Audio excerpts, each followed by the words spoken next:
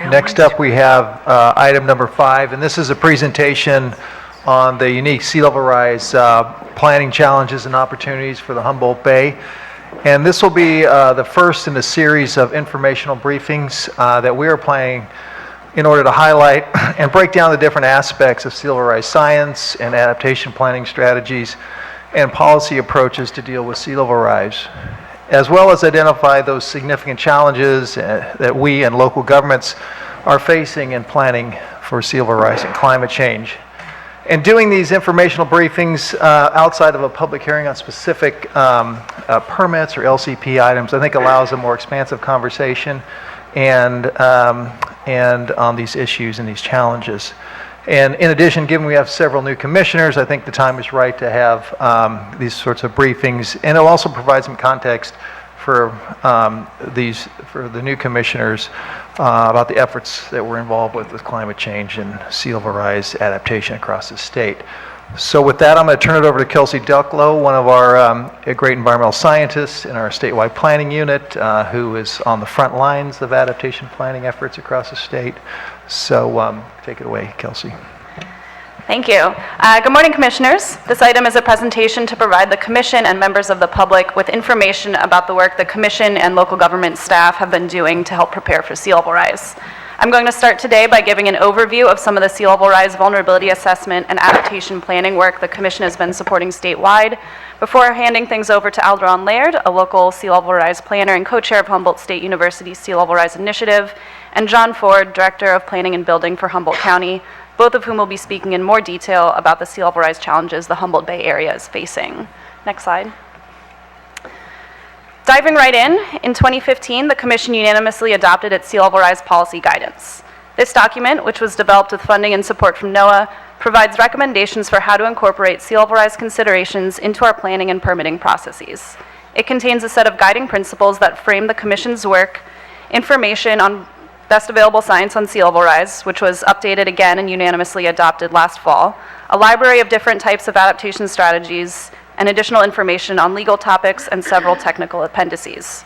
Most important for today's conversation, the guidance contains step-by-step recommendations for how to assess sea level rise vulnerabilities and begin adaptation planning within both an LCP and CDP context. Next slide.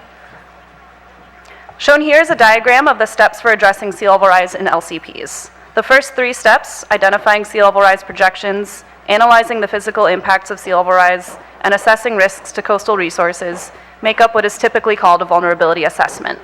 The last 3 steps are part of the adaptation planning process and include identifying preferred strategies, updating LCP policies, and implementing, monitoring, and revising strategies as necessary. Although the number and detail of individual steps may vary, this is a common planning exercise, and it aligns with guidance from the Ocean Protection Council and other state agencies. Next slide. Honing in on the vulnerability assessment piece a bit more, the guidance provides specific information, best practices, and helpful tools for each step. For step 1, the guidance directs users to identify sea level rise projections relevant to their specific region and planning horizon. Those of you who were here last fall may remember when the science update was completed, that the Ocean Protection Council has provided a new set of sea level rise projections that are considered current best available science.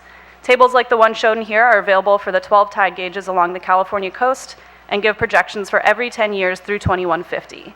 Both the OPC and Commission guidance provide additional information on how to choose appropriate projections for different types of planning efforts. Next slide. Step 2 relates to analyzing the physical impacts of sea level rise, including erosion, flooding, inundation, and groundwater change. The guidance provides information on the different sea level rise mapping and modeling tools available in California that help with this step. For example, many jurisdictions have used the USGS Cosmos tool, which is available throughout all of Southern California and the San Francisco Bay Area right now, and will soon cover the entire state. The picture on the right shows the Cosmos tool depicting Newport Beach, where you'll be meeting next month, under about 5.5 feet of sea level rise, which could occur before the end of the century. Sea level rise mapping and modeling work specific to the Humboldt Bay region has also been completed, which Aldrin will touch on in just a moment. Next slide. Lastly, using this information, the guidance recommends assessing the risks to coastal resources that fall within these current and future hazard areas. This includes not only identifying what buildings and infrastructure are at risk from sea level rise, but also the beaches, wetlands, agricultural lands, and other natural assets, as well as the environmental and social justice factors that could make certain populations or communities particularly vulnerable. As with the other steps, the guidance provides additional detail about understanding the vulnerability, adaptive capacity, and risk factors for different types of coastal resources. Next slide. Switching gears a little bit, after the sea level rise guidance was initially adopted in 2015, the Commission's sea level rise team completed a statewide vulnerability synthesis to form a baseline understanding about what is at risk throughout the state. This included working closely with district staff to identify areas that are already particularly vulnerable or likely to become vulnerable to coastal hazards, some GIS work, and synthesizing existing information from a variety of resources, including the numerous local vulnerability assessments that had already been completed. A statewide synthesis and individual county snapshots are available on the Commission website. Key findings from this work include that beaches, recreational areas, and critical infrastructure are vulnerable in every single county, that the economic consequences of not adapting to sea level rise could be significant not just to individual communities, but to the state as a whole, and that both LCP updates and interagency and cross-jurisdictional coordination is needed to adequately address growing sea level rise risks. These findings continue to guide the work of the Commission today. I also really want to highlight the importance of local vulnerability assessments. The Commission and other state agencies will, of course, continue to assess sea level rise risks and work with stakeholders to identify and implement appropriate adaptation responses, but adequately addressing sea level rise vulnerabilities will require locally specific responses. The challenges and opportunities facing the Humboldt Bay area right here are significantly different than those facing the urbanized portions of Southern California, as you'll hear more about in just a bit. And developing these local solutions will require a lot of local knowledge. Next slide.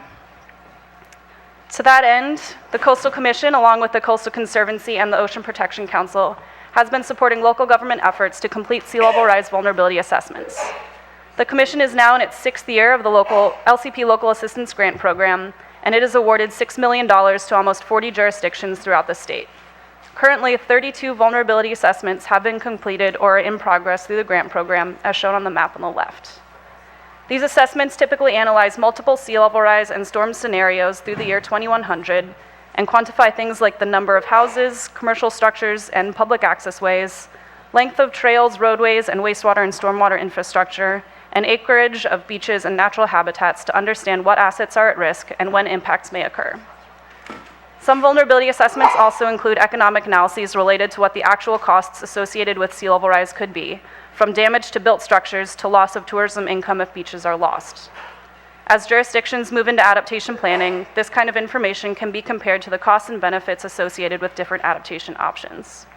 Additionally, we are starting to see more jurisdictions take a focused look at how sea level rise could differently impact vulnerable populations who live, work, or recreate in coastal areas. As mentioned earlier, this type of locally specific information is critical for ensuring our coastal communities can be resilient to sea level rise in the coming years. So I want to take this opportunity to note that the 6th round of the Commission's grant program to support this type of work was just announced, with applications due on September 6th. Next slide. I'm going to turn the presentation over in just a second, but in order to set the stage for that portion of the presentation, I want to highlight that there is a lot of sea level rise planning work going on right here in the Humboldt Bay area. Humboldt County, Arcata, and Eureka are all working on LCP updates that include sea level rise work. Humboldt and Arcata have both received multiple grants from the Commission, and Eureka received an early grant from OPC. All have completed sea level rise vulnerability assessments. I should also note that just to the north of the Humboldt Bay region, Trinidad is also working on an LCP update and has received 2 Commission grants. Outside of the LCP work, there is focused sea level rise planning going on to address specific assets. For example, critical infrastructure such as Highway 101, which you heard about yesterday, as well as the Arcata wastewater treatment plant. Additionally, the Coastal Conservancy, OPC, and many others have funded pilot and research projects related to sea level rise, including the use of living shorelines to protect vulnerable development along the bay, the vulnerability of the dune system along the North Spit and possible adaptation options, and numerous wetland restoration efforts. With that, and you can go to the next slide, I'm going to turn the presentation over first to Aldrin Laird and followed by John Ford, and they're going to talk much more detail about all of this great work that's happening here.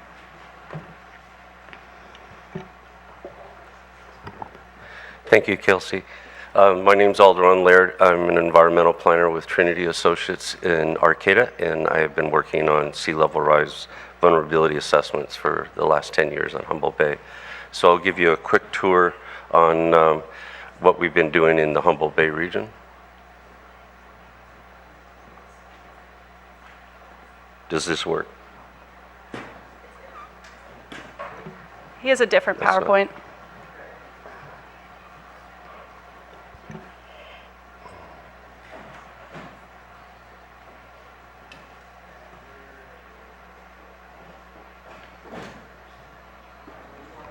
Well, while we're looking for that, Commissioner Almanzada had a question for staff. Yeah, I was just wondering, first of all, thank you so much for this presentation. I asked for a standing update on sea level rise at the last meeting, and I'm really impressed that you've been able to put it into action immediately and very timely given yesterday's discussion. I'm wondering, in light of our discussion yesterday, if there's a process in place for the Coastal Commission either to internally sort of audit or consider whether we're adhering to our own sea level rise guidance, or perhaps engage sort of an external entity, because that was one of the things that struck me, is that we do have this guidance, both from principles and specific guidance, and that oftentimes I see inconsistency. And so it would be great if we could set up some kind of annual review of whether the projects that are being considered and approved are consistent with our own principles. And I just wondered if there's a process for that. We could create a process for that. The question is, the sea level rise guidance allows for a fair amount of latitude. So Right, figuring out, how it's complying or not complying with sea level rise guidance may be tricky. But we could certainly noodle on that and figure out a way to report back to you all on how we're applying that, both in the context of permits and then LCP work. We can. We'll come back with you, back to you on that and see what we can do. Yeah, thank you. I think it would be interesting and could also inform the potential need for, refinement. If, if there's a gap between what we want to do and what we're actually doing, just think it could be useful. Thank you. Go right ahead. Okay. This is the Tuluat World Renewal Ceremonial Site for the Wiyot tribe, and this is an average king tide on Humboldt Bay, you can see here. So just to give you background, historically the salt marsh distribution around Humboldt Bay was extensive. About 60% of the bay was open water and mudflat, and 40% was salt marsh. Today, about 90% of the bay is open water and mudflat, and only 10% of the bay is actually salt marsh. We lost 90% through diking activity that started in 1890 and the construction of the railroad. The shoreline now is 102 miles, and historically it was only 60 miles. One thing of note on Humboldt Bay, the tidal range on a daily, monthly, and annual basis can be as much as 9 feet, so there's some tremendous changes in the environment to Humboldt Bay. This is during a low tide situation. In the Arcata Bay, we have extensive mudflats and tidal channels. We also have the last remaining native Olympia oyster beds in all of California in the Arcata Bay. During high tides, the bay is essentially filled right up to the top and at the point of spilling out. And during our king tides, we do have localized flooding occurring around the bay. The Coastal Conservancy funded the first regional sea level rise adaptation and vulnerability assessment work on Humboldt Bay. And in 2010, we embarked on shoreline inventory and mapping. It hadn't been done since 1870, and conducted a vulnerability assessment of the shoreline. And what we found is that 75% of our shoreline is actually artificial structures, the majority being barrier type structures. Specifically 41 miles of dikes and 11 miles of railroad. As barrier type structures, if those structures fail, the low-lying areas that are being protected by the structures are flooded on a daily basis today. And that is important given that when we have king tide events and the bay is filled up and the dikes do possibly breach, we don't have a centralized dike district on Humboldt Bay that's responsible for maintaining or repairing the dikes. That's left up to the individual property owners. This was a king tide and storm event in New Year's Eve 2005, and the governor declared a state of disaster on Humboldt Bay because of that water elevation. The other type of barrier structure that we have that's dominant on Humboldt Bay is the Northwest Pacific Railroad that's not in operation. And you can see it's right at water elevation. We have pickleweed growing in the railroad, and that structure is currently protecting Highway 101, which you heard about yesterday. When you look at shoreline cover on the bay, we have 9 miles of exposed shoreline. This is what a diked area looks like that's actively eroding. Should it breach, we would have flooding, as I mentioned earlier. When you look at salt marsh distribution on Humboldt Bay, it used to be extensive, now it's really scarce. But shoreline or living shoreline protection is what we like to talk about now. You can see here when we have salt marsh in front of a shoreline structure that needs to be protected, like the 101 corridor you heard about yesterday, it does a good job in reducing the height and energy of waves. And where we don't have salt marsh, we get exposure and erosion occurring right on the shoreline. The other thing that we did during the shoreline inventory is we created a shoreline elevation profile in a 1 meter distance around the entire bay, so we could identify what areas are within 1 or 2 feet of our mean monthly high tide. And I just wanted to show you here, 9.5 feet was considered warranted declaration of disaster by the governor in 2005, and that's less than a foot higher than our average king tides. We're not talking about a lot of water. We have had breaches on Humboldt Bay, and when the dikes breach, hundreds of acres are flooded with salt water on a daily basis, and again, this is on private property. What we found doing the shoreline inventory on Humboldt Bay is that when water elevation rises to a point of about 10 feet, and that's NAVD 88 elevation, we reach a tipping point where we start overtopping the barrier structure shoreline on Humboldt Bay. When the water elevation goes from 10 to 11 feet, we get a significant jump in the amount of area or mileage that would be overtopped on Humboldt Bay. That's critical. That is unique to our area. We're not talking about the end of the century when reaching these water elevations. We could be reaching these today. This is a dike shoreline that's actively eroding that could possibly breach. This is the tidal extent today in Humboldt Bay with the dikes intact during mean high water. If the dikes start to breach and we get water penetrating through them, this would be the area that would be inundated today, not with sea level rise, but today with the mean higher high water. And this is the 101 corridor you were looking at yesterday. It's being protected by earthen dikes that are on actually California Department of Fish and Wildlife property. The Caltrans actually does not own the shoreline anywhere on Humboldt Bay. The shorelines that are protecting the Highway 101 corridor are either the railroad or earthen dikes owned by other individuals. So again, looking at this tipping point that we discovered on Humboldt Bay, if we go from roughly 10 feet, the areas in red would be beginning to be overtopped. And when we jump to 11 feet, you can see the huge increase in the area that would be overtopped. And so looking at vulnerability based on shoreline erosion or shoreline elevation, 59 miles of the 102 miles are rated highly vulnerable.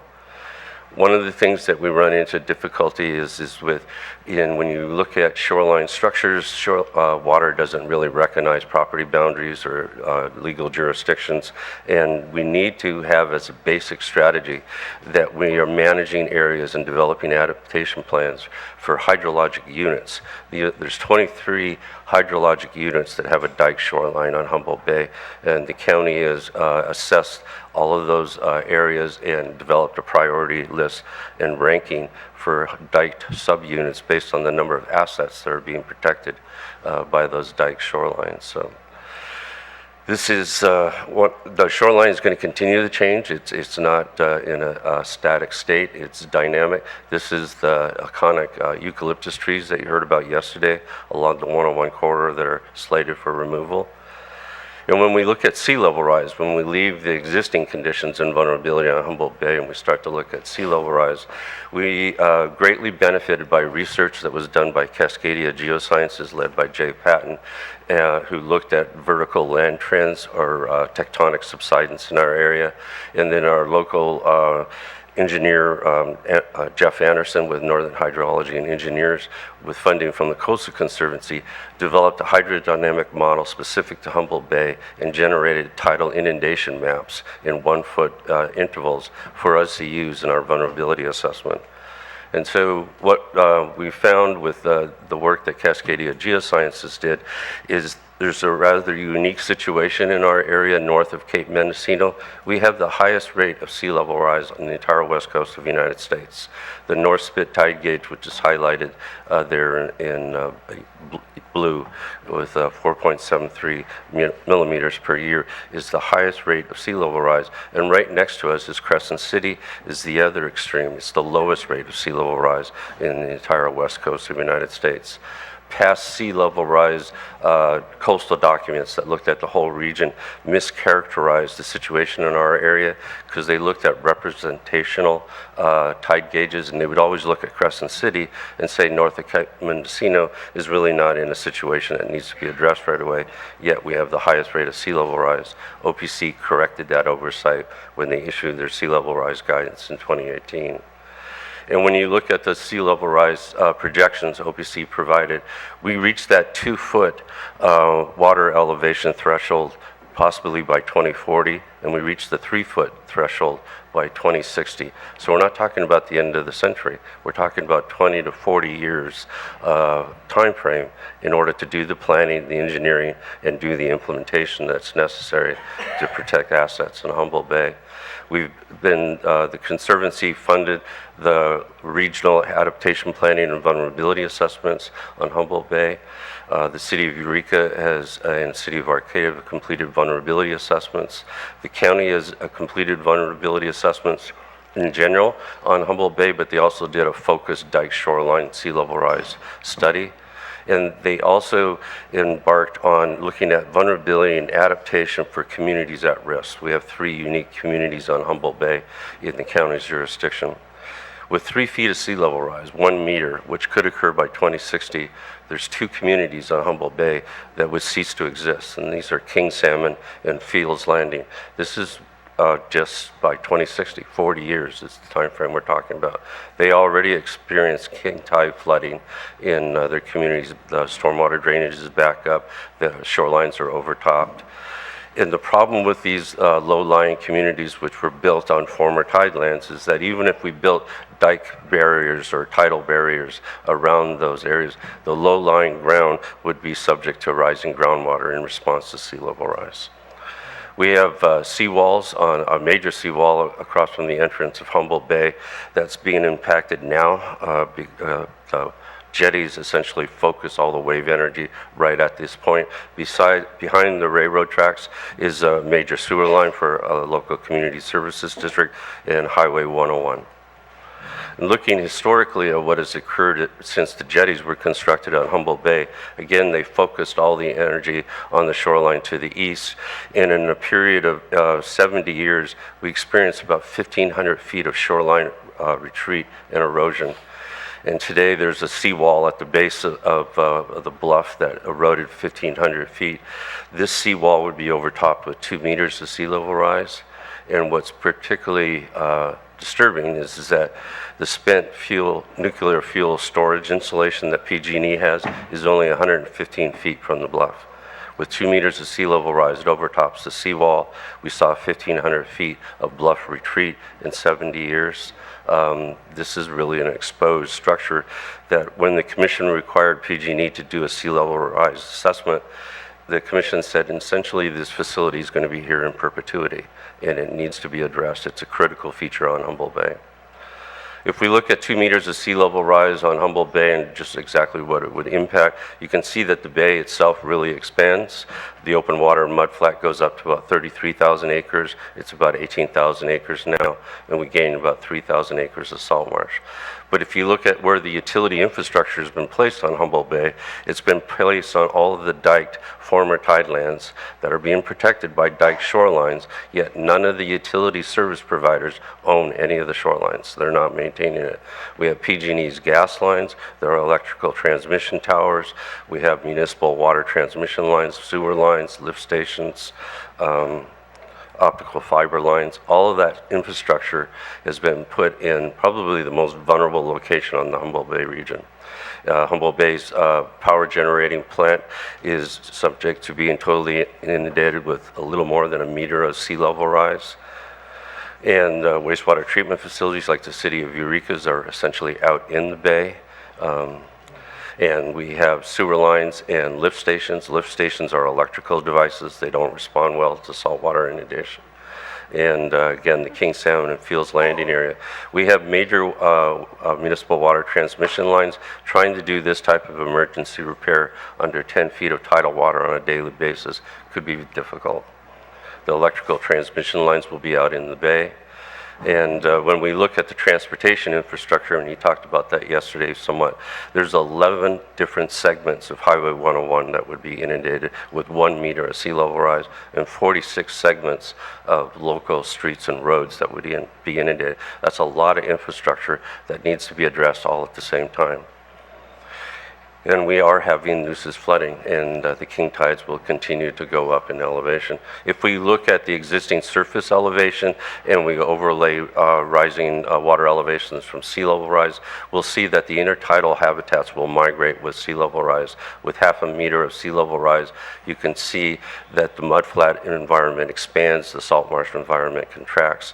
With 1 meter and 1.5 meter, actually the open water bay and eelgrass expands, mudflat and salt marsh becomes a fringe band around the perimeter of the bay. And so the dike lands are the most vulnerable area on Humboldt Bay. Those are agricultural production areas, but they're also where the utilities and transportation are. But they also are critical wildlife grazing areas, and they were a principal factor in the recovery and delisting of the Aleutian geese population in the United States. So dike barriers are not a long-term solution to sea level rise because essentially we have we do not have an unlimited drainage capacity. We have low-lying areas that receive stormwater runoff, and they have nowhere to go but to the bay. And so as the sea level rise raises up, mean low water rises up, the tide gates are less efficient, they don't drain, we lack the capacity, the areas convert to open water. Rising groundwater, as you can see on the left with 1 meter of sea level rise, becomes emergent water. And with 2 meters of sea level rise, we see a huge expansion of groundwater. So even if the dikes were at a 20-foot elevation and totally intact, we would still lose all the land behind those dikes. So they are really a temporary feature because of emergency groundwater. Looking at overall the entire bay, if the dikes fail or when they're compromised, the area in blue would be inundated on an annual basis. And the area in red would be the expansion with 2 meters of sea level rise. So really, we're threatened today with our existing structure on the shoreline, and sea level rise is really just accelerating us looking at the problem and addressing the problem. And the expansion from sea level rise will not be as significant as the historical legacy that those dikes are exposing us to. So what can we do about sea level rise, and how do we can adapt, and who's going to do it?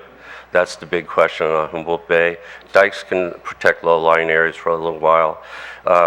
We can elevate, living structures so that they're above, the extreme flood elevation. We can move assets. The PG&E power plant doesn't need to be on the coast. It's not water cooled like the nuclear power plant was. But can we really relocate an entire community? I don't think so. I think relocation is a misnomer. What we're really doing is abandoning an area and withdrawing. And there was some concern expressed yesterday of creating a sea level rise hazard zone, and that would impose, limitations on development. Well, if you look at other flood hazard zones that are already in place, such as FEMA's 100-year flood or the tsunami zone, and you look at the inundation footprint for just 1 meter, we're talking about the same real estate, the same landscape. So managing for sea level rise is not a new imposition on building in a flood hazard area. One of the key things that is, I think, relatively unique in California is the amount of state-retained jurisdiction on Humboldt Bay. All the former tidelands are in state-retained jurisdiction, which means the development is subject to your approval through coastal development permits.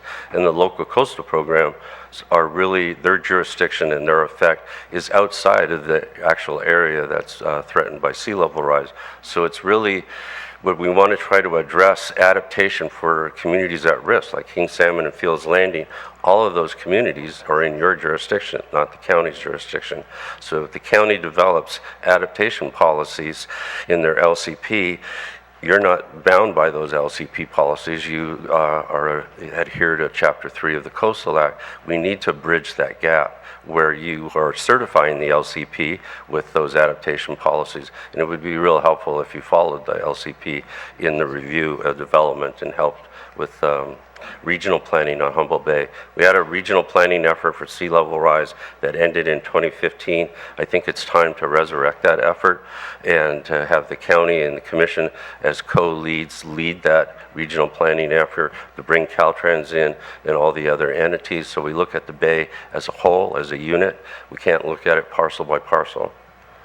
And then the last slide is that there are ongoing activities. The LCP updates are all in process for all the authorities on the bay. As you heard yesterday from Hank Seaman, the county is doing a sea level rise adaptation plan for the transportation infrastructure that covers half of the corridor. Humboldt State University has formed a sea level rise initiative. And U.S. Fish and Wildlife Service is doing a coastal resiliency project to see how the dune environment will respond to sea level rise. And lastly, USGS is bringing their coastal storm modeling system to the North Coast in Humboldt Bay. And with that, I would thank you. Well, there's a wake-up call if I ever heard one. Do you have any questions? Wow. Oh, my God, yeah, we'll have plenty of questions. But first, There's one more presentation as part of this from John. oh, I'm sorry, who is this? John Ford from Humboldt County is coming up. Oh, come right ahead. Thank you. Hi, John Ford. I'm the Director of Planning and Building for the County of Humboldt. Thank you for the opportunity to speak to you a little bit about sea level rise. It is every once in a while we get to confront a once in a lifetime issue and be on the cutting edge of it, and this is certainly one of those issues that requires thought and a lot of patience. I will be brief. Aldrin Laird addressed a lot of what I would like to say, but I'd like to focus just on one very difficult regulatory decision point. And as I lead into that, we saw that 1 meter of sea level rise results in potential impacts to infrastructure, including transportation, utility, recreational, environmental. I do want to dwell a moment on economic, because a lot of the dike tide lands around the bay in particular are the economic hub of Humboldt County. Our livestock and livestock products contribute about $200 million a year to Humboldt County's economy. That's significant. I'd also like to point out, as Aldrin mentioned, King Salmon, Fields Landing, and Fairhaven, Finntown. These are residential communities. They're not only residential, but they are the location of a significant amount of the affordable housing stock for Humboldt County. They provide housing for low and moderate income housing households. And so how we deal with that does raise some social justice concerns. I do want to thank staff as we have worked for the Coastal Commission, as they have been working through this. We've all been evolving in our understanding and approach to this together. It is difficult. As we've been struggling with it at the county level, we're trying to develop a rational policy direction to propose to our policymakers. Where we're heading right now revolves around identifying the critical infrastructure and identifying the steps needed to protect that, maintain that well into the future. We need to protect the economy of Humboldt County, and some of that involves rethinking, taking a serious look at our eroding dikes and levees, as Aldrin pointed out, how to protect those now and into the future for as long as is practical. It also involves protecting vulnerable communities for as long as possible, because these often do represent people's lifetime investment. They are the most significant thing they have. These aren't novel ideas, but they have significant policy implications on the decisions that need to be made and how they get made. I really only want to focus on one slide, and this is a slide showing Humboldt Bay. The yellow shows 1 meter rise. One of the areas that is particularly of interest is in this area right down in here. We have Arcata here, we have Eureka over here, and the city limit of Eureka comes down to about here, Arcata comes over to here, and so the county really has a limited area in here. And so in order to develop a strategy there, it really requires the city of Eureka, the city of Arcata, the county of Humboldt to work cooperatively to make something happen. But there is something more significant here that Aldrin alluded to, and it does not show up well on this slide, and I apologize. It has to do with the Coastal Commission retained jurisdiction, and that is basically all this area in here. What's that? Oh,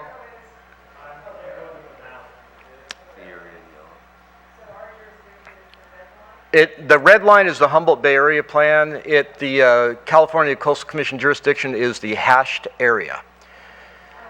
And so there are the black hash lines in there. And Excuse me, just to interrupt, do we have printed copies of these so we could see it better?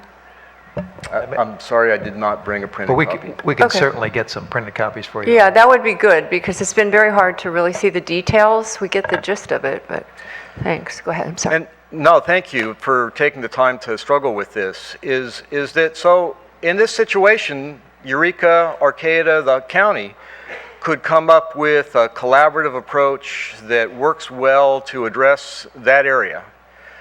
But then the permitting will always be in the jurisdiction of the Coastal Commission. And one of the things that has historically been the position of the Coastal Commission is that the LCP is not the regulatory document that's used as the underlying authority, it's always the Coastal Act. And so the LCP becomes more of a recommendation. And so that sometimes leads to situations where the LCP is not precisely followed. So in this case, Eureka, Arcata, the county of Humboldt could come up with amazing plans to respond to sea level rise. And this Coastal Commission in the next couple of years could adopt the county's LCP, the city of Eureka's LCP, the city of Arcata's LCP, but in the future, when those improvements actually need to be permitted, if the Coastal Act is followed and the LCP is not adhered to, it may be that those plans can't be implemented because at that time people see or decide, a Coastal Commission decides, that those improvements are not consistent with the Coastal Act as opposed to the LCP. And so I'd just like you to have a sense of that tension for a moment, because in order to have stability, in order to do long-term planning, it's very important that there is agreement on what the long-term plan is. So in order to protect existing local agriculture, in order to protect vulnerable communities, in order to protect the infrastructure that supports those, all of this is in the retained jurisdiction of the Coastal Commission. And what we would ask, very simply, is that as we develop the LCP and that you partner and your staff partners with us, that when you certify it, that you would voluntarily take on the responsibility of implementing that. Because we believe that that will give the certainty to provide grants, to provide property owners with the certainty to apply for projects that are responsive to sea level rise and give Humboldt County the ability to take actions to at least preserve the economy, local communities, and infrastructure to the extent that we can in the circumstances we face. Thank you very much. Thank you very much. And Jack, just for clarification, Mr. Ford, right, is your name? Mr. Ford was saying that a certified LCP is not the guidance document you use for all development. I thought, Well, in It the is. areas of our retained jurisdiction, the standard review is the Coastal Act. That Oh, does I not- see what you're saying. I'm yeah. sorry, I And misunderstood. so that does not mean, though, we can't use, and we got to think outside our normal Yeah, no kidding. statutory, sort of framework in many cases. So we can use we can certify an LCP for the areas within the coastal zone, but it can only be used as guidance in our decisions I see. going forward. But it can be used as very clear guidance. I would hope so. And I Okay, now, imagine, thank you for that. That's important. Louise, do you want to add anything to that? She's over there looking at me. I was just going to say When that, Louise looks at you.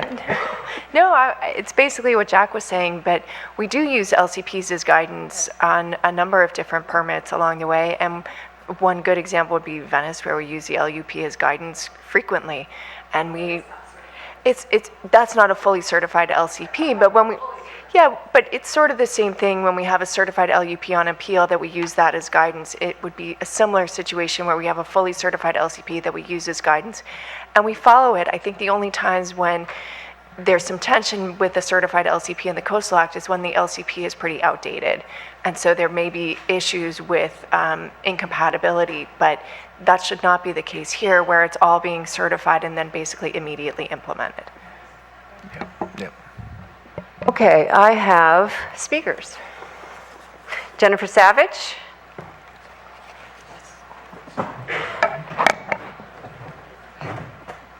How much time? Just a couple minutes, fine. Yeah. It's fine. Jennifer Savage, Surfrider Foundation. On behalf of our more than 20 California chapters and clubs and thousands of members, activists, and supporters, I want to say thank you to Commissioner Amanzada and to staff for today's presentation and for ensuring that comprehensive sea level rise updates will be a standing item on the agenda. We spend so much time talking about specific projects, but since all of California faces loss of beaches, of property within our economy because of sea level rise, providing this opportunity regularly to discuss at length both local concerns and statewide impacts gives the public a better opportunity to understand and to plan accordingly. I happen to live on the peninsula right across the bay here, and so have a personal interest in knowing what to expect in the future. And of course, Surfrider is dedicated to protecting beach access through coastal preservation. A California without beaches would be a very different state, but with the current predictions of beach loss, not an unforeseeable one for many coastal communities. As you know, the economic impact of sea level rise is anticipated to be more costly than even earthquakes or wildfires. Unfortunately, a slow-moving disaster seems less urgent by its nature, and so we have yet to respond to it with the swift and aggressive policies that might stave off the worst consequences.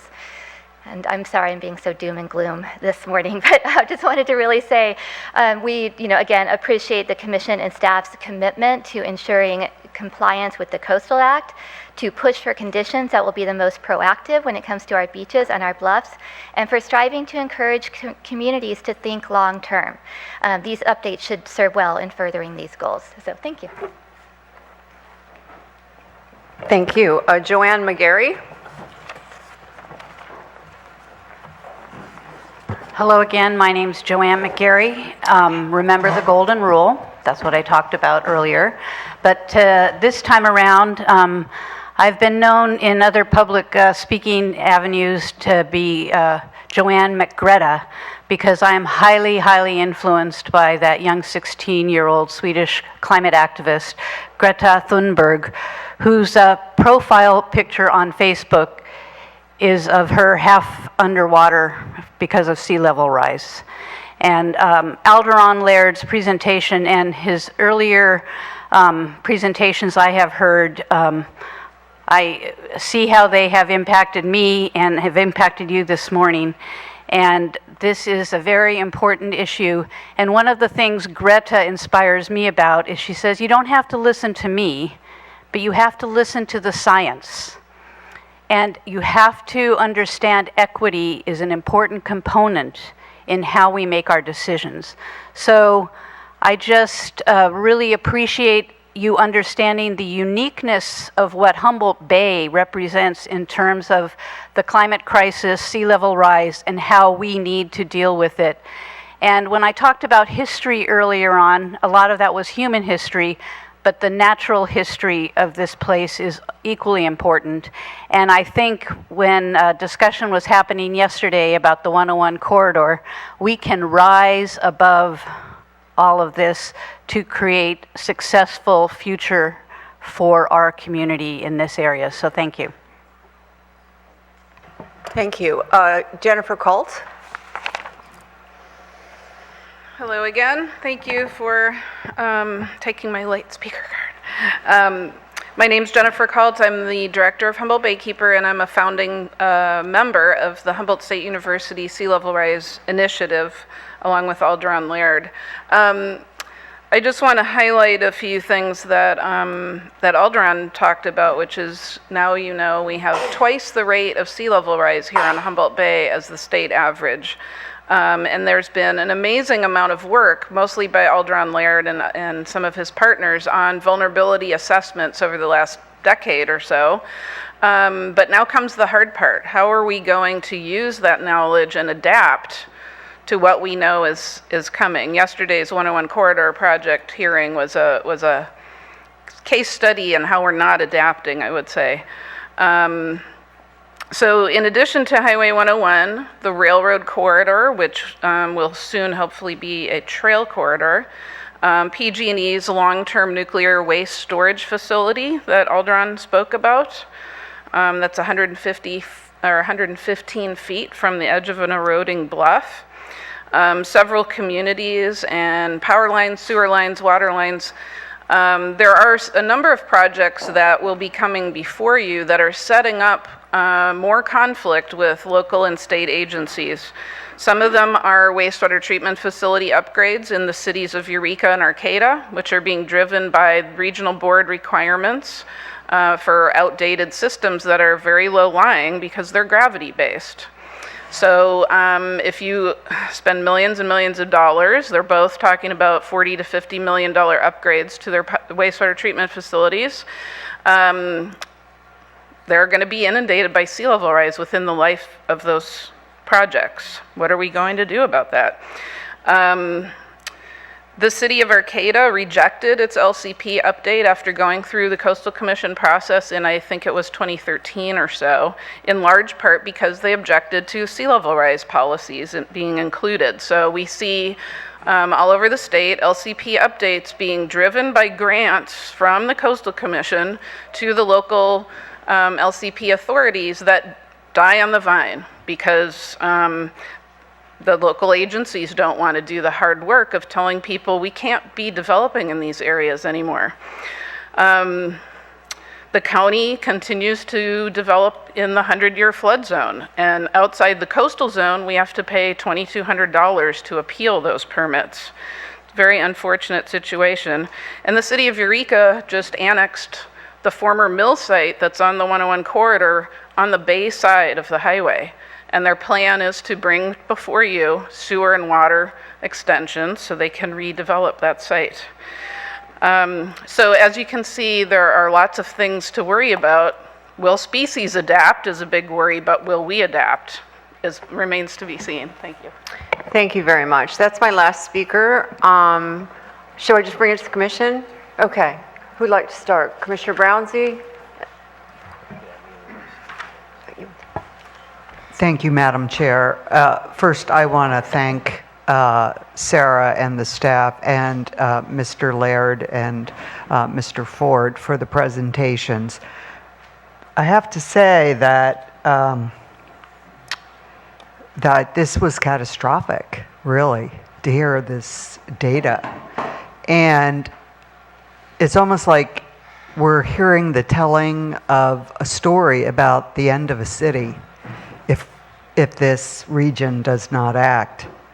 And human nature is not necessarily rational, certainly when it comes to these kinds of difficult, complicated,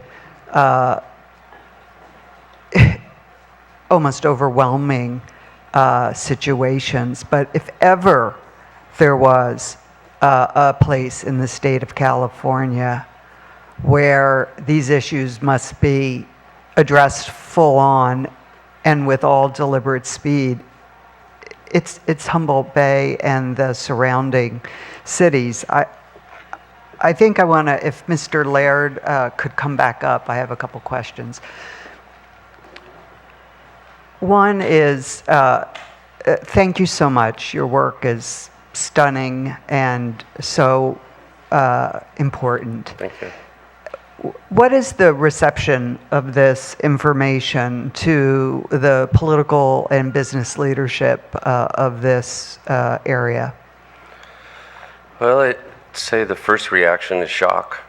And, people have been living behind these dikes for over 100 years and everything looks normal. And it's only at king tides that we start seeing a few things. And we've only had a couple of breaches in the last 10 years. I think it's new information.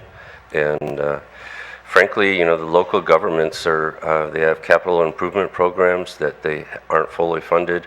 And they're looking at a whole lot of infrastructure work that needs to be done. The county's hazard mitigation planning process, which is going on right now, they're looking at sea level rise for the first time and realizing that's a major hazard that they haven't planned for in the past, that they need to. And so I think that there are a lot of areas in Eureka and in Arcata that won't be directly affected by sea level rise. It's mostly, the dike form or tidelands that are agricultural, that have linear utility infrastructure on it, but not necessarily major business and residential areas. We have a couple of communities, 3 communities that are at risk, but the majority of Arcata and Eureka aren't. But the future of Humboldt Bay as a seaport is actually being threatened by the processes that will be changing. And so as a rural part of California, we're going to need state and federal assistance because we can't do this on our own. And we really appreciate the Commission and the Conservancy and OPC funding all of the work that's been done over the last decade, or nothing probably would have been done. Do you know if there has been any economic analysis in terms of the costs to the city and county governments with respect to the adverse impacts of sea level rise, to the infrastructure, to the revenue that's generated in this area? The hazard mitigation planning work that the county is doing, they did do an economic sea level rise assessment, and it was based on assessor parcel records of the value of the properties and the values of the development, the number of people that would be affected. And I asked them to break it down by jurisdiction, by the cities and the county. And they have done that. They haven't released that report yet, but that's the first economic assessment that I've seen. There's been probably individual assessments, such as City of Arcata, what it's going to cost to protect our wastewater treatment facility and the areas that are vulnerable, but I don't have those figures at my hand. Mm-hmm. If you were in a position to direct the city and county efforts to address sea level rise, what would be your first actions given the nearness of the impacts to the infrastructure and the flooding? First thing I would do is have the 3 LCP authorities join or create sort of a joint powers authority, and have the Coastal Commission be a party to that, and do all of the vulnerability and adaptation planning on a regional basis, and not limit it to the jurisdictions which have no bearing on the hydrologic units on the bay, and move together as a region and try to secure funding to implement adaptation as a region. And I think we would be much stronger and much more effective if we did that. I think that's all of my questions for you at this moment. Thank you so much, Mr. Laird. Jack, in response to what Mr. Laird just said, I mean, what can we as a commission, can the staff and can Sacramento do to facilitate that recommendation? Yeah, I really agree with Aldrin on this idea, this regional planning type effort and creating some sort of authority to implement that approach. And I think we need to stress to the powers that be, particularly in Sacramento, that this is no longer a slow-moving emergency. This is ground zero for sea level rise. We need almost something like a Marshall Plan or something to deal with this crisis.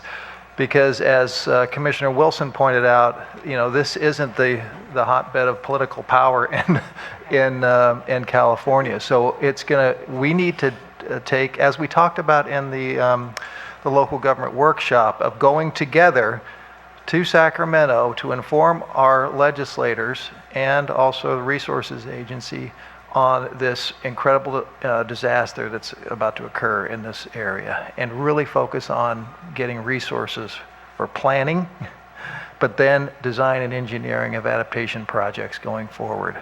And that's going to take a huge amount of resources. And I'm not sure that California is prepared or understands how much funding is going to be required to move this sort of infrastructure or deal with just infrastructure alone. And then how to deal with, and some of these areas could be, I think some buyout programs might be appropriate for certain areas, particularly agricultural areas there. And then, maybe lease back to the agricultural users there for a period, until the areas are inundated. And there's all sorts of restoration type efforts we can do in those areas as well. So it's going to take the intersection of all of these, entities, because it's such a complex web of issues. As you start drilling down to it, you can't look at it linearly. It is a complex web of issues, and as John and Aldrin laid out today, it is incredibly complex. And then you start getting into the political issues surrounding that and constituent issues. People are comfortable with the status quo, and any change is going to be really incredibly difficult. And that's the challenge that we've seen up and down the state as we've been on the front lines of adaptation planning up and down the state. Many jurisdictions aren't ready for the type of change that's going to be necessary to really protect our communities and deal with sea level rise going forward. So those are just some of my thoughts. Thank you so much. Madam Chair, I just have one comment and then I'll be finished. The thing that I fear the most is that inaction will lead to a terrible situation of winners and losers in terms of these communities. If this issue is not addressed comprehensively, the inequities within and outside of these communities is going to be profound, and I believe possibly very difficult for communities to recover from. And so with all of this information, it just so underscores to all of us how important it will be to address these issues as substantively as possible, because the alternative will change who we are as a state. Thank you, Madam Chair. Thank you. And before I turn the mic over to Commissioner Amizada, I would just like to say to Mr. Brown, I think it might be a very good addition to our workshop, ongoing workshop with the local governments, if you guys could appoint someone from your district to join with us. And we have some information that's coming out, so maybe the staff can keep you informed of that, because I think just my looking at it, and of course I don't speak for the whole state, but looking at it, I still feel that this is, as you said, ground zero, and could be, because I know the state loves pilot projects, it seems to me that this could be indeed, without having to go, oh my God, the whole coast. This is the part of the coast that's so threatened so quickly. We can do a lot of those things regionally here, and then have a great idea about what's going to happen in other places and apply the knowledge that we have. Anyway, Commissioner Almanzada. Could Aldrin come back to the mic, please? Mr. Laird. Thank you so much for your presentation and work. I wanted to talk briefly about resources. You mentioned yesterday and today as well that the planning process had ceased and that you wanted to resurrect it. And I wonder if we could just briefly talk about the resources needed to do that, and then more broadly to implement some of your recommendations. But let's start with that. So what kind of resources would it take to reinitiate that process? I don't think very much at all. I think that we have the local staff that participated in the last regional planning effort. Mm-hmm. We had public work directors, planning directors, and other staff, Caltrans, PG&E, all the major landowners like the Wildlife Refuge. It just takes a little bit of resources to have somebody appointed who's the focal point for bringing it together and coordinating, because everybody else has a lot of other tasks that they're doing. And I think it was a pretty minor effort of, I believe our Coastal Conservancy grant was on the order of $10,000 for 2 years, Okay. per year. So it's not a huge effort. We all live here on Humboldt Bay, so there's not travel expenses of like going to San Francisco. So it's just a matter, when we did it the first time, one of the big products that we delivered with the regional planning effort was the hydrodynamic modeling and tidal inundation maps. That was specialized work, but that's been done, and USGS is updating Cosmos to provide us with new mapping products. So really it's a matter of taking the vulnerability data that's been generated and the inventory data that's been generated and start collaborating to figure out strategically how do we address and what areas do we address first, and just have it as it's more of a regional educational forum on how Right. to move forward together. Great, so relatively small amount of resources to start that process again. And then have you ever identified what the resources needed would be to implement some of your recommendations? You had 4 or 5 sort of general recommendations. Have you started to budget those out? The county looked at the dike lands and wanted to look at what would be feasible or what's possible in this day and age to do that. And just looking at the reconstruction of the dikes based on the ground elevation and the amount of freeboard you might want to have with 1 meter of sea level rise, it worked out to about $2.7 million per mile to Okay. rebuild a dike. So if we move a dike inland or we rebuild the dike where it's located, we're talking about a fair amount of money. There's 41 miles of dikes, but we did prioritize the dikes. So not all 41 miles would need to be treated, but there's that expense. There's also the issue of where do you find the fill? Where do you find the rock? And then you need to have willing landowners that want to participate, because again, there's not a shoreline district on Humboldt Bay. We have the harbor district that has development jurisdiction but not management jurisdiction. And did you have an opportunity to weigh in on the redesign alternatives considered by Caltrans? I know that you were involved in the vulnerability assessment, but I'm wondering about that. Yeah, I was part of the team that we developed alternatives and what were considered feasible, for that region. In the short term, raising the elevation of the highway is something that existing operations can handle. It's not anything special to do. Ultimately, the only long-term solution is putting it on a causeway. Right. And once you put it on a causeway, essentially you're releasing the bay to reclaim its former tidelands, and Bay is going to do that anyways in a matter of time as it overtops the shoreline. But if you do it as part of an adaptation project, there's implications on how do you mitigate the impacts from doing that. But relocating Highway 101 was not considered economically feasible or environmentally feasible. It needs to go up, and the bay needs to be allowed to go underneath it.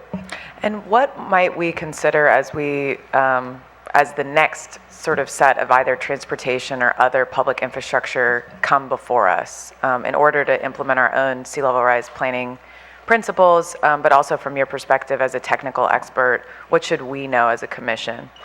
I think it would be important to know, one, is it feasible to actually relocate, highway structure or transportation infrastructure? If that's not really feasible given the setting like it is on Humboldt Bay, then it's really a matter of how much planning and implementation time do you have? It takes Caltrans a long time to develop a major project and be ready to build it, maybe 10, 20 years of lead time. And so we need to know and prioritize up and down the state what areas need to be addressed first, irregardless of whether they have the population base that warrant, new construction. It's just that we're in an exposed situation. Other areas may not be exposed till, the end of the century. Right. So I think you need to prioritize where do we put our energies in our directions.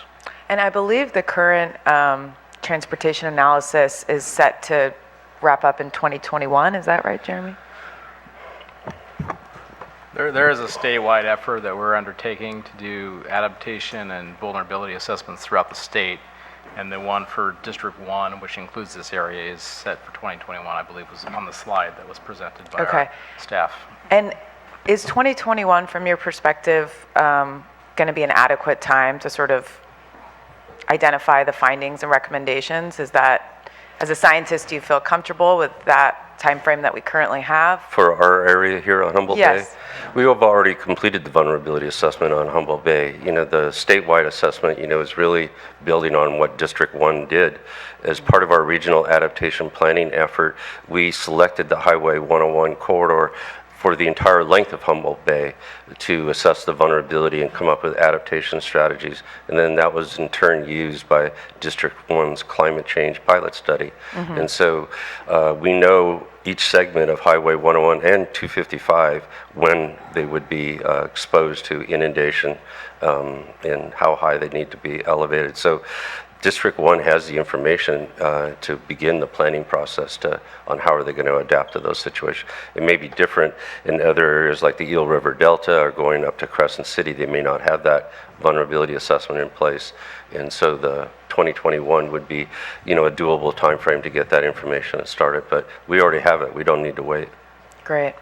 Well, thank you so much. I just wanted to volunteer, essentially, to be in the team that goes to Sacramento to get the resources for this, and I'd love to invite you, Aldrin, to join us. Sure.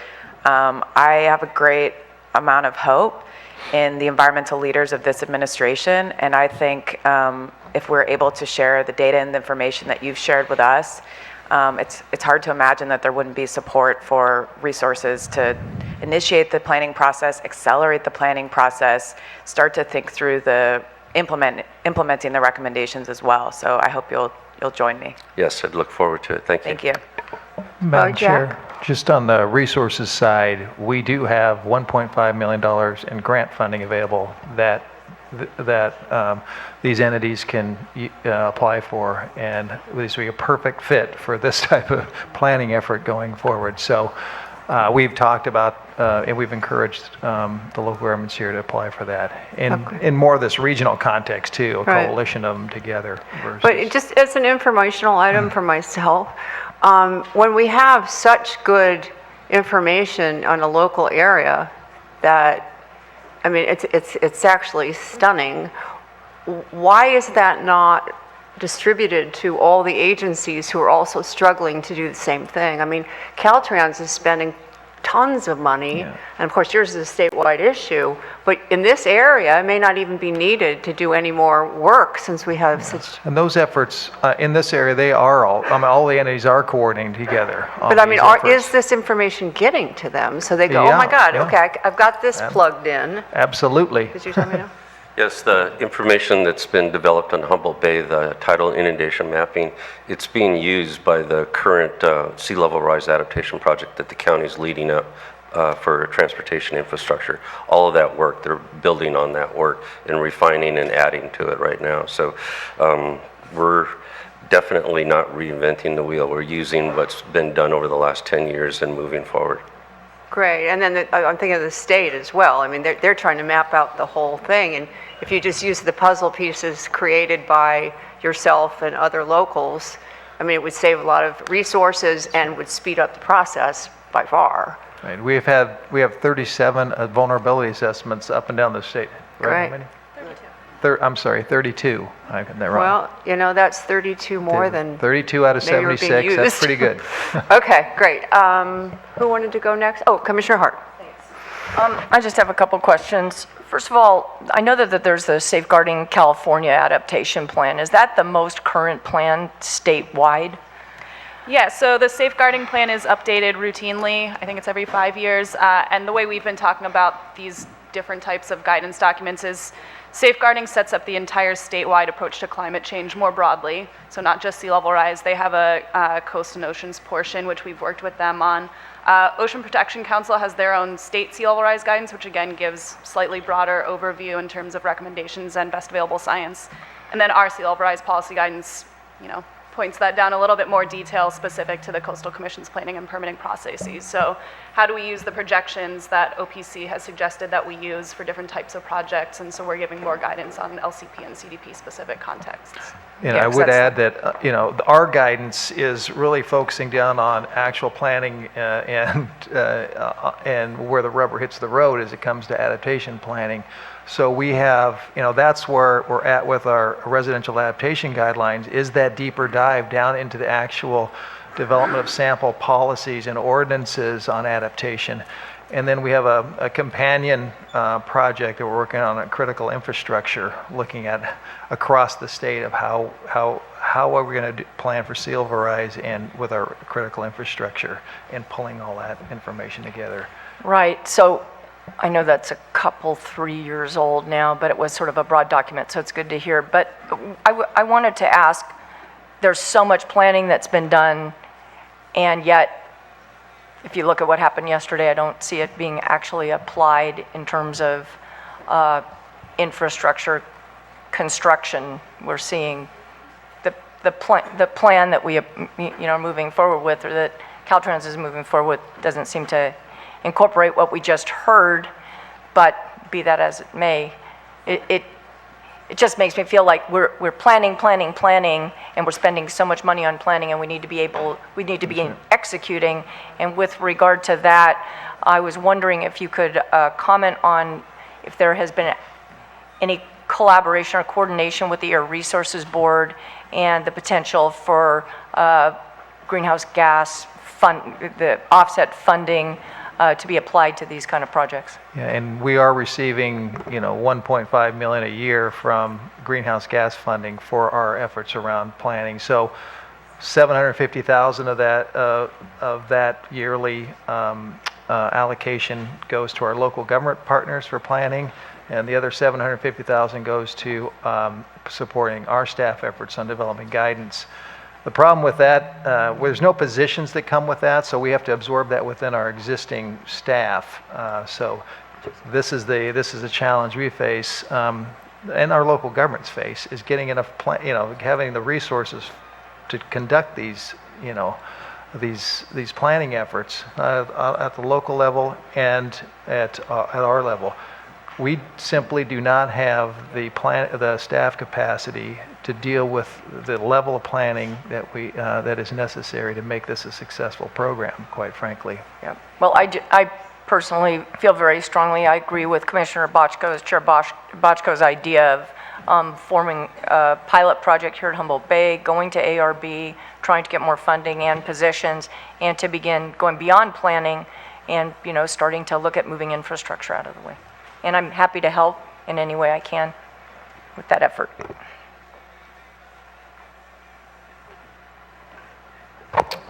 Anyone else? Oh, Commissioner Wilson. Thank you, Madam Chair. I concur with those recommendations that are coming from my fellow commissioners. And I would extend that, a lot of this focuses on infrastructure. And again, ironically, a lot of it is fossil fuel infrastructure, which is what is, in essence, driving the changes that we see on the planet and that we're dealing with here. And so I want to make sure that we take that into account in the way that we move forward, because I think we're going to be hopefully changing a lot of things, not just where we put levees and how we move things around, but fundamentally changing societal and ways of doing things. And I want to make sure that we talk about it, but then also to understand that it's not just infrastructure, there are ecological changes that are occurring. These are the fringes of our land and water systems. These are estuarine systems. These are the most biodynamic and bioproductive systems on the planet. They're the nurseries for many, many species. So these fundamental shifts, if we aren't taking them into account in a way that understands that, we are looking at collapse of food systems. We're looking at the collapse of economic systems that rely on these ecological infrastructures.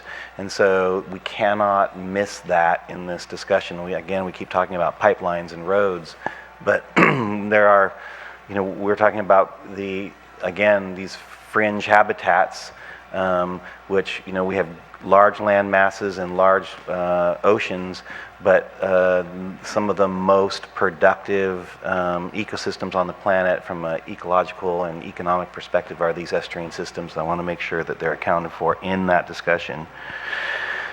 I think one of the opportunities that Humboldt County and Humboldt Bay has offered in this discussion, and although we don't view it sometimes as an opportunity, is and maybe we shouldn't, but it is in some discussions, is that our real estate values in general are, an order of magnitude less than in other parts of the state, and has made it so that we can be a little bit more comfortable about this discussion to a certain level than maybe an area where you have multi-million-dollar houses, one after another, after another, after another, after another. That is not a feature of our shorelines in general. On the other hand, we have vulnerable communities in those same locations, which maybe in other places would have already been developed in these ways. And so, in some ways, addressing some of these issues is not as a huge of a economic burden, maybe to the state, to help out with that. And I think we've been having somewhat very honest conversations about this over the last 5 to 10 years, where maybe some parts of the state have really, that conversation can be a lot more painful. And so from that perspective, I'm glad that we can help lead the charge in really looking at some of these issues. And I would submit that maybe there is a time now that we've had these long history of disaster movies. We've had them for tornadoes, and we've had them for tsunamis, and we've had maybe a sea level rise disaster movie is something that will get people's attention. And they're all sort of exaggerated, and certainly if we had something that exaggerated it to maybe even 1 inch every week of sea level rise, the worldwide consequences and human migrations would be a dynamic thing to witness, even in a cinematic perspective. But what I'm saying is that, that sort of awareness, I think, is something that needs to happen. And so I want to thank the staff and my fellow commissioners for elevating this, and for Aldrin and John for being here today to help tie it together with regards to where Humboldt County's at. And so those are my comments today. Thank you. Thank you very much. Is there anyone else that wants to speak? Okay. Well, thank you for a really wonderful presentation, and clear and frightening.